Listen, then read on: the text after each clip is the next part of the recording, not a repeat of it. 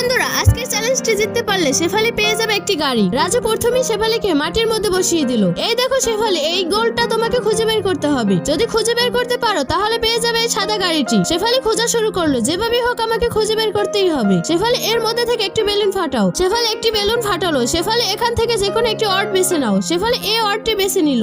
এই নাও সুই, এটা দিয়ে খোঁড়ো। এমা এটা কি দিলে? এটা দিয়ে কিভাবে খোঁড়া সম্ভব?